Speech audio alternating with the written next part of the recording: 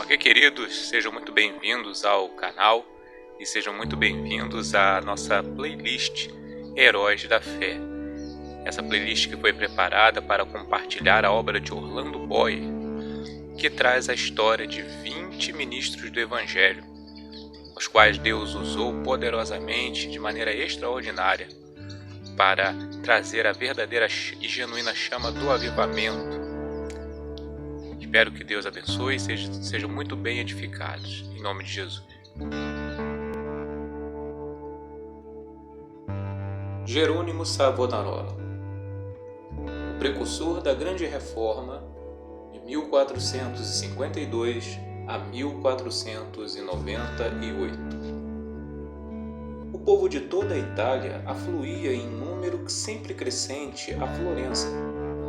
A formosa Catedral do Duomo não mais comportava as enormes multidões. O pregador Jerônimo Savonarola, abrasado com o fogo do Espírito Santo e sentindo a iminência do julgamento de Deus, trovejava contra o vício, o crime e a corrupção desenfreada na própria igreja. Como resultado, o povo abandonou a leitura das publicações torpes e mundanas para ler os sermões do ardente pregador. Deixou os cânticos das ruas para cantar os hinos de Deus. Em Florença, as crianças fizeram procissões coletando as máscaras carnavalescas, os livros obscenos e todos os objetos supérfluos que serviam à vaidade. Com isso, formaram em praça pública uma pirâmide de 20 metros de altura e altearam fogo nela. Enquanto o monte ardia, o povo cantava hinos e os sinos da cidade dobravam em sinal de vitória. Se o ambiente político depois veio a ser na Alemanha, o intrépido e devoto Jerônimo Savonarola teria sido o instrumento usado para iniciar a Grande Reforma em vez de Martinho Lutero. Apesar de tudo, Savonarola tornou-se um dos ousados e fiéis arautos que conduziram o povo à fonte pura e às verdades apostólicas registradas nas Sagradas Escrituras. Jerônimo era o terceiro dos 7 filhos da família. Nasceu de pais cultos e mundanos, mas de grande influência. Seu avô paterno, um famoso médico na corte do Duque de Ferrara, e os pais de Jerônimo planejavam que o filho ocupasse o lugar do avô. No colégio, era aluno esmerado, mas os estudos da filosofia de Platão e de Aristóteles deixaram-lhe a alma sequiosa. Foram, sem dúvida, os escritos de Tomás de Aquino que mais influenciaram, a não ser as próprias Escrituras, a entregar inteiramente o coração e a vida a Deus. Quando ainda menino, tinha o costume de orar e, ao crescer, o seu ardor em orar e jejuar aumentou. Passava horas seguidas em oração. A decadência da igreja, cheia de toda a qualidade de vício e pecado, e ainda o luxo e a ostentação dos ricos em contraste com a profunda pobreza dos pobres, magoava-lhe o coração. Passava muito tempo sozinho nos campos e à beira do rio Pó, em contemplação perante Deus, orando, cantando, chorando, conforme os sentimentos que lhe ardiam no peito. Quando ainda jovem, Deus começou a falar-lhe em visões. A oração era a sua grande consolação. Os degraus do altar onde se prostrava horas a fio ficavam repetidamente molhados de suas lágrimas. Houve um tempo em que Jerônimo começou a namorar certa moça florentina, mas quando ela mostrou o quanto era desprezível que um membro de sua orgulhosa família, Strozzi, pudesse se unir a um Savonarola, Jerônimo abandonou para sempre a ideia de casar-se. Voltou a orar com crescente ardor. Enojado do mundo, desapontado acerca dos seus próprios anelos, sem achar uma pessoa compassiva a quem pudesse pedir conselhos e cansado de presenciar as injustiças e perversidades que o cercavam, coisas que não podia remediar, resolveu abraçar a vida monástica. Ao apresentar-se no convento, não pediu o privilégio de se tornar monge, mas rogou que o aceitassem para fazer os serviços mais vis da cozinha, da horta e do mosteiro. Na vida do claustro, Savonarola passava ainda mais tempo em oração, jejum e contemplação perante Deus. Sobrepujava todos os outros monges em humildade, sinceridade e obediência, sendo apontado para lecionar filosofia, atividade que exerceu até sair do convento. Depois de passar 7 anos no mosteiro de Bolonha, Jerônimo foi para o convento de São Marcos, em Florença. Grande foi o seu desapontamento ao ver que o povo florentino era tão depravado como nos demais lugares. Até então, ainda não se conhecia que somente a fé em Deus salva o pecador.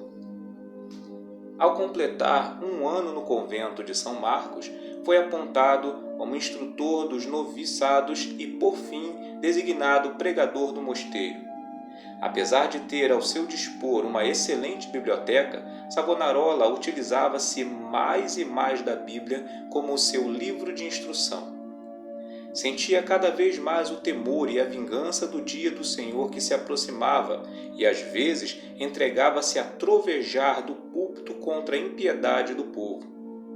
Eram tão poucos os que assistiam às suas pregações que Savonarola resolveu dedicar-se inteiramente à instrução dos noviçados. Contudo, como Moisés, não podia escapar à chamada de Deus. Certo dia, ao dirigir-se a uma feira, teve repentinamente uma visão dos céus abertos por onde passavam, perante os seus olhos, todas as calamidades que sobrevirão à igreja. Então lhe pareceu ouvir uma voz do céu ordenando-lhe anunciar aquelas coisas ao povo. Convicto de que a visão era do Senhor, começou novamente a pregar com a voz de trovão. Sob a nova unção do Espírito Santo, a sua condenação ao pecado era feita com tanto ímpeto que muitos dos ouvintes, ao fim da prédica, saíam andando atordoados sem falar nas ruas. Era coisa comum durante os seus sermões, homens e mulheres de todas as idades e de todas as classes romperem em veemente choro.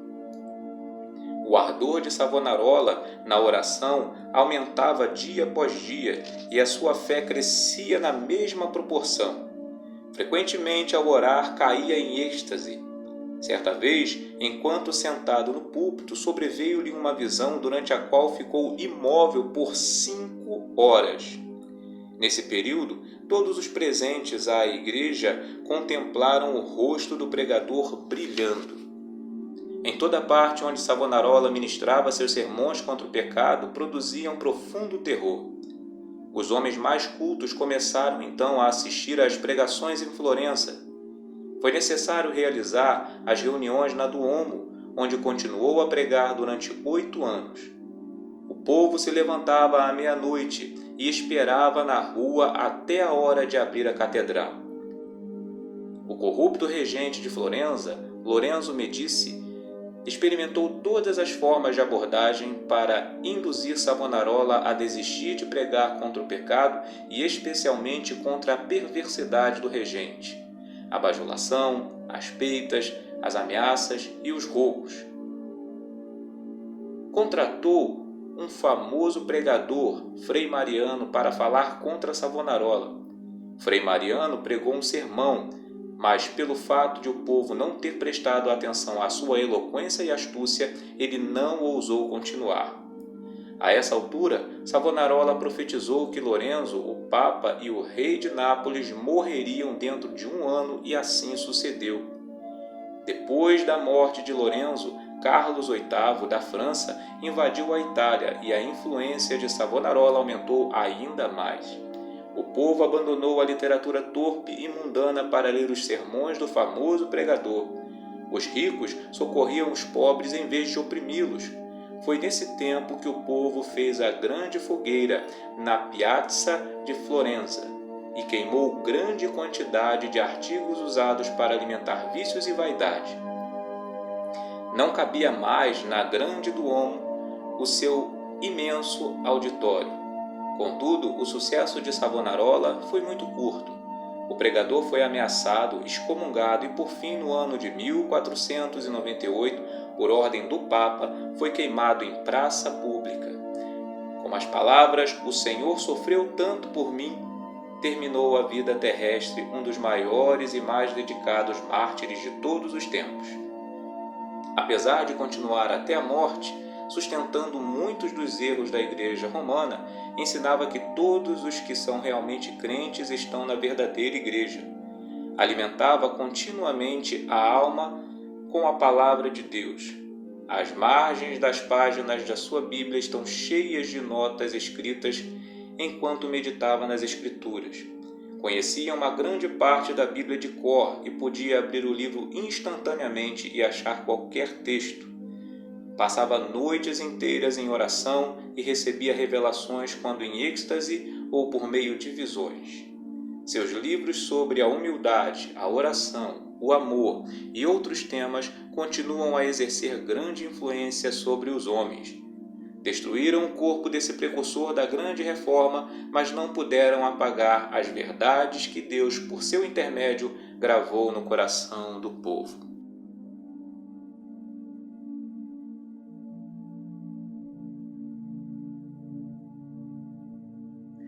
Ok, queridos, esse foi mais um vídeo da série.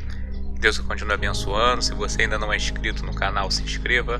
Se ainda não acionou as notificações, acione. Não deixe de sinalizar o vídeo com um like para ajudar na percepção do canal quanto ao conteúdo. E não esqueça de compartilhar com outras pessoas essas mensagens que têm trazido tanta edificação para as nossas vidas. Deus abençoe. Até o próximo vídeo. A paz do Senhor.